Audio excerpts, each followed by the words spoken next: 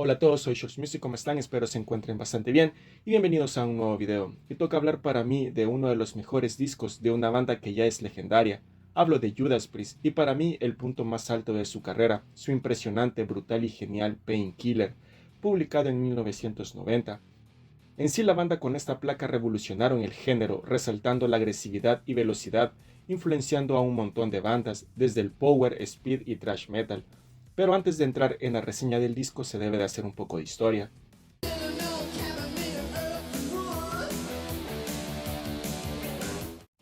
2 años atrás Judas Priest publicó Ram It Down.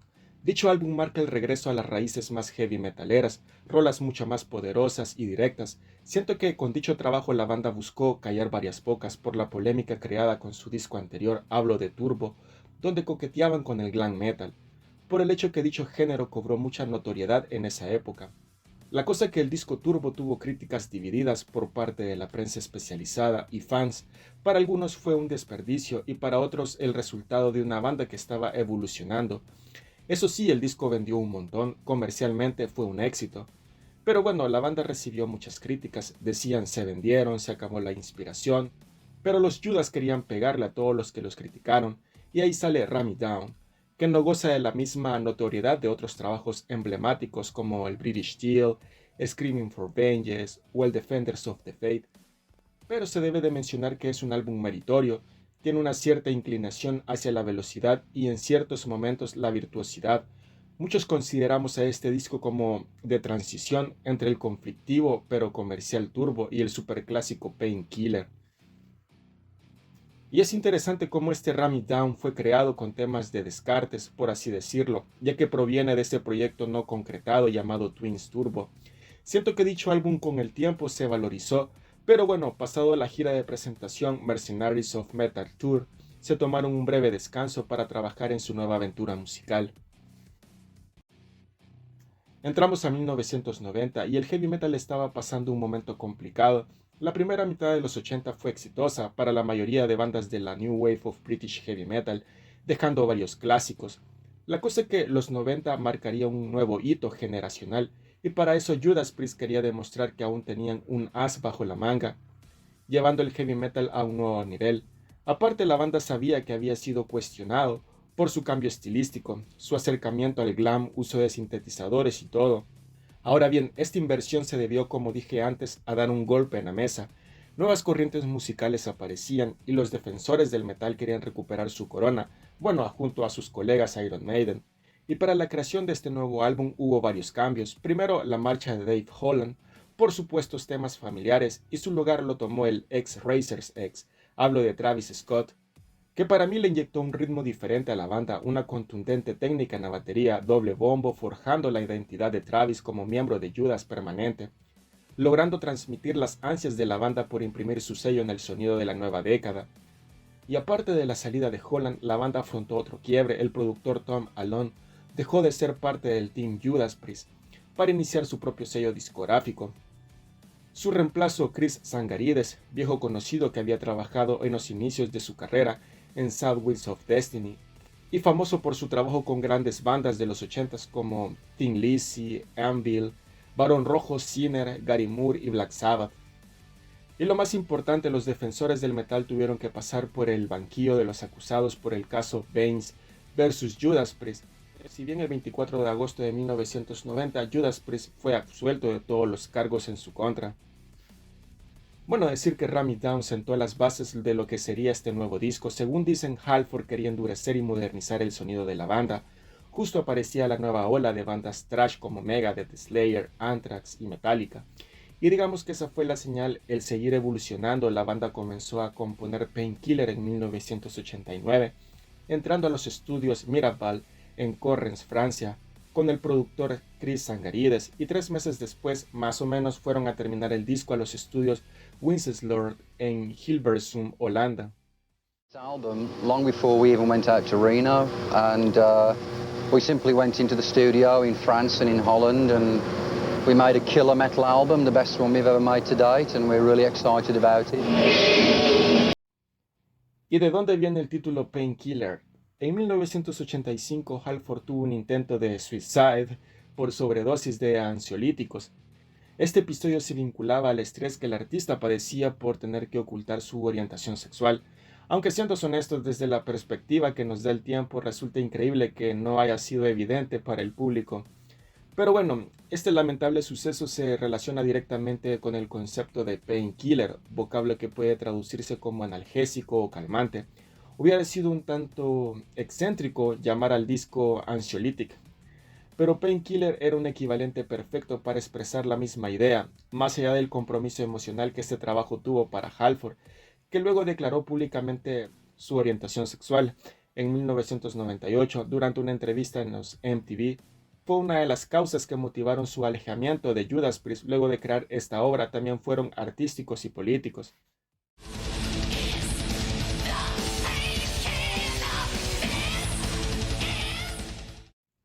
El arte de la tapa fue realizado por Mark Wilkinson a partir de ideas de la propia banda. En la contraportada se escribieron algunas líneas con el fin de contar una breve historia del personaje ficticio que puede verse montando su motocicleta. Tal como la humanidad se lanzó hacia las profundidades del abismo del caos eterno, los restos de la civilización gritaron por la salvación. De la rendición surgió a través del cielo en llamas de Painkiller. El álbum contaría con 10 temas, reforzando la agresividad de su disco anterior, y bueno, la banda fue absuelta de todo cargo encontrando el momento indicado para la publicación de su nuevo disco, y finalmente el 12º disco de estudio de Judas Priest, titulado Painkiller, fue publicado el 3 de septiembre de 1990.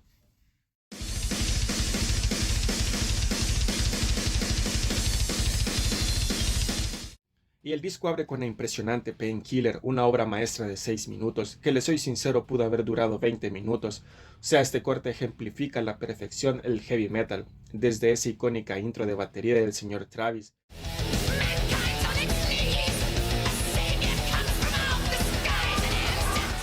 Un kit potente para dar paso a la dupla Downing y Tipton, haciendo ese riff brutal. Travis desatado con ese doble bombo, tengo que decir que el tipo se llevó todas las palmas con este corte.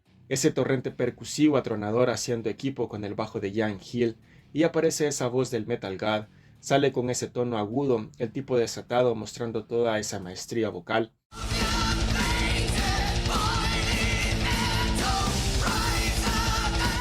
La parte central con el duelo de solos sensacional, reforzado por unas rítmicas consistentes.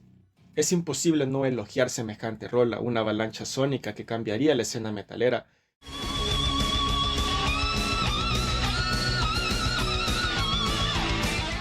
Rozando el thrash metal y el speed, terminando con un final apoteósico, y así arranca el mejor disco de la historia. La verdad es una maravilla.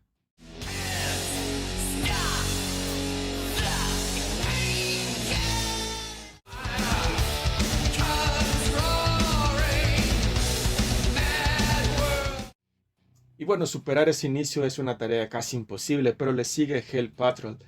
Baja la revolución del disco, para nada es un tema tranquilo, te diría que maneja la esencia de Painkiller.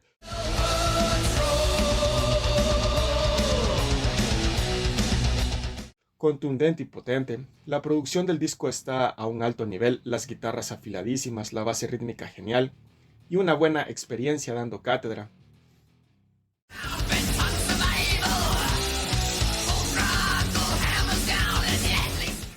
Le sigue All Guns Blazing, un corte buenísimo, nuevamente agresivo, destaca el ritmo continuo y la parte de los punteos de nuevo perfectamente en su línea, un estribillo simple, agresivo y melódico a la vez.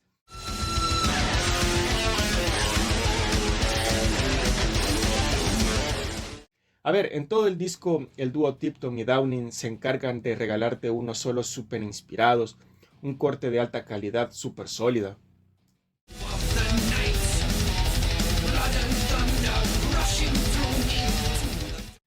Leather Rebel, un corte potente con el doble bombo de Travis, tremendo a la banda mostrando ese lado speed novedoso.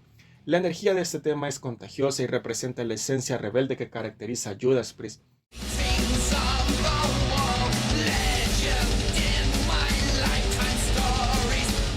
Lo que me parece interesante es cómo la banda evolucionó en cuestión de sonido, y lo hizo de manera brillante. O sea, las canciones para mí no suenan a algo que Judas había hecho anteriormente. Tal vez podamos encontrar algunas reminiscencias en el Sin After Sin, pero en sí la esencia del disco va enfocado a un metal potente, el llamado thrash y así.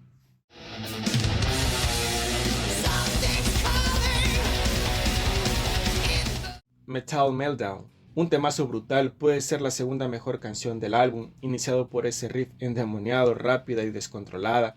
Cuenta con esas líneas vocales increíbles por parte de Halford, buenísimos los solos, y la base rítmica renovada enmarca el tema.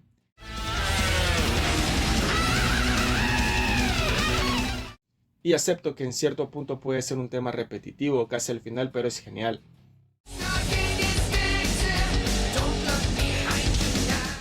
Nightcrawler, a partir de aquí el disco deja de ser tan espídico, pero tiene esa aura oscura y pesada. Habla de un ser despiadado, devorador. La crítica por aquel entonces señalaba que esta canción era uno de los cortes más siniestros del álbum.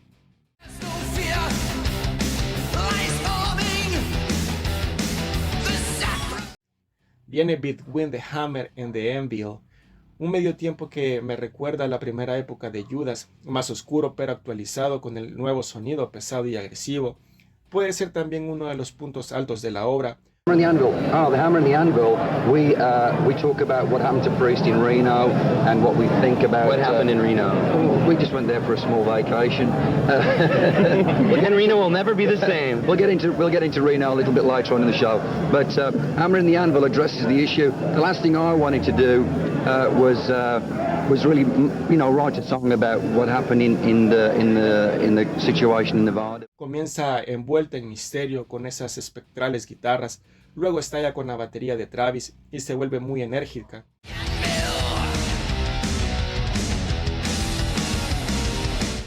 Pero además es una canción con mucho feeling, con esos riffs y las melodías de guitarra. La forma de interpretar de Halford, esas atmósferas brutales, la verdad es genial.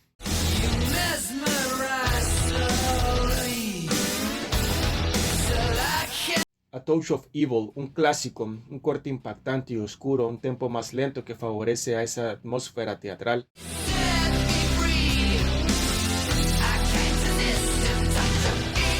La prensa lo describió como un corte denso que baja un poco el pulso del álbum para ofrecer un interludio dramático.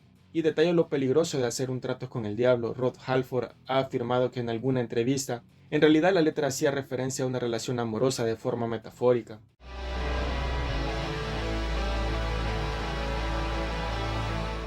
Battle Hymn, un corte instrumental que sirve como introducción para el próximo corte y cierre.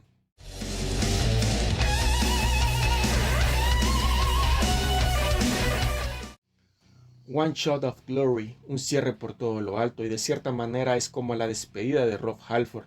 Ya poco después abandonaría la banda, tiene grandes solos de guitarras.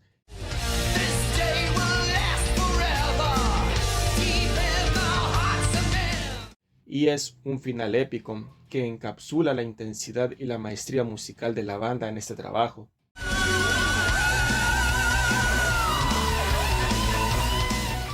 ¿Y qué ondas con Painkiller? Un disco que tiene miles de reseñas en internet y que sería un poco redundante dar mi humilde opinión.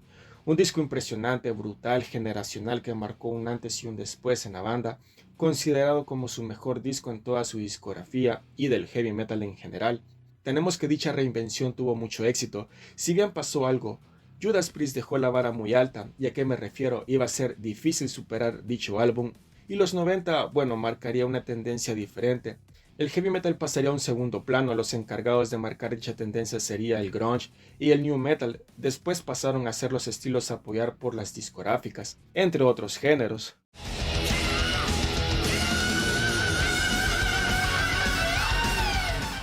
El álbum entró en las listas de Billboard en el número 26 y se convirtió en oro 4 meses después. Recibieron su primera nominación a los premios Grammy en la categoría Mejor Interpretación de Metal. Dicho álbum resalta por su agresividad y letras oscuras que hace recordar a su primera época en los 70. Decir también que Painkiller influenció a varias bandas de power metal y metal más extremo de los 90. Destacar también la producción que es simplemente brillante desde el segundo uno. Travis Scott, el nuevo baterista que fue un plus sin dejar de lado al productor Chris Tsangarides.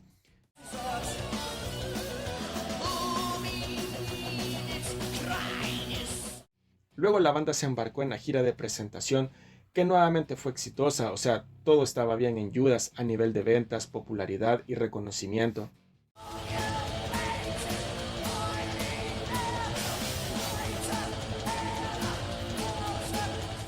Sin embargo, el disco terminó un ciclo. Después de 18 años de carrera continuada de Judas Priest, Rob Halford decide abandonar la banda para emprender su carrera en solitario. Según se dice, dicha renuncia lo hizo en fax. La tensión entre Halford y el resto de la banda crecía, el cantante quería desarrollar su propio estilo de metal, con influencias thrash con un proyecto paralelo. Está claro que por diversas causas Painkiller fue un disco muy significativo para Judas Priest como banda, para Rob Halford como persona y para el heavy metal como género musical. Hay discos que son capitales para la historia de la música, y este analgésico fue un calmante para las masas y los detractores. Judas Priest por méritos propios llegó a lo más alto con una de las obras maestras del heavy metal, un género que parecía ya haberlo dicho todo en la década de los 80, hasta que llegaron uno de sus padres a darle un puñetazo en la cara a todo aquel que podía pensar que el metal era solo una moda pasajera. Pero bueno, ante la marcha de Rob Halford la banda se tomaría una larga pausa y volverían con un nuevo vocalista y un nuevo álbum llamado Jugulator, pero que es para otra historia. Con esto finalizo el video, mil gracias por todos sus comentarios, apoyo, es algo que agradezco infinitamente, y si les gustó el video puedan darle like, comentarlo, suscribirse y compartirlo. Bueno, eso es todo, soy Shores Music, nos vemos en la próxima.